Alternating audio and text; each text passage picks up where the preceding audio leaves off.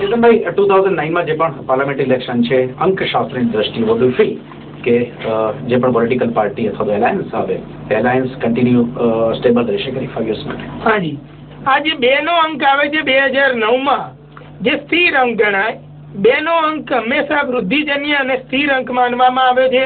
એટલે જે કોઈ પણ સરકાર આવશે જે સ્થિર અને વૃદ્ધિ દર વાળી આવશે કે જે ભવિષ્યમાં આવતા 5 વર્ષમાં ભારતનો ખૂબ સારો વિકાસ કરશે અને સ્થિર રહેશે. ચેતનભાઈ, આપનો અંગત રસ આર્થિક વિષયો સાથે પણ છે. આર્થિક જે પણ ચડાવ ઉતાર થાય છે, ઇવન ચાહે શેર બજાર હોય, કોમોડિટી હોય, આપનું શું પ્રિડિક્શન છે અંકશાસ્ત્રની દ્રષ્ટિએ કે આર્થિક રીતે 2009 ભારત માટે અને સમગ્ર વિશ્વ માટે કેવું રહેશે? 2009 નું વર્ષ જે મેં વાત કરી કે ચંદ્રનો અંક છે જે કલ્પનાનો વધારે ચિંતન, બુદ્ધિ અને મનનનો વિષય આવે છે. તો હવે દરેક લોકો આ જે મંદીમાંથી પસાર થઈ રહ્યા છે તે ગહન ચિંતન બાદ એવા નિષ્કર્ષ અને રસ્તાઓ નીકાળશે જેને કારણે 2009 દરમિયાન જ મંદી સમગ્ર વિશ્વમાંથી પૂરી થશે અને તે એવું લાગે છે કે સપ્ટેમ્બર 2009 ની નજીકમાં વિશ્વ એમ સમજતું થઈ જશે કે મંદી હવે પૂરી થઈ છે. Chetanbhai, again your favourite subject share બજાર માટે 2009 કેવું રહેશે?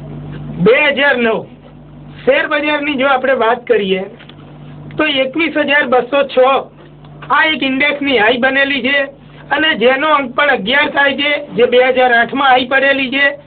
અને ત્યારે અંકશાસ્ત્રે એવો સંકેત આપેલો કે હવે આ મંદીના જે વાદળ છે એ 2009 નું વર્ષ આવે, ફરી 11 નું ટોટલ થાય, ફરી 2 નો અંક આવે, ત્યારબાદ એની પાર જવું હોય અથવા તો એની નજીક જવું હોય તો સંભવી શકે.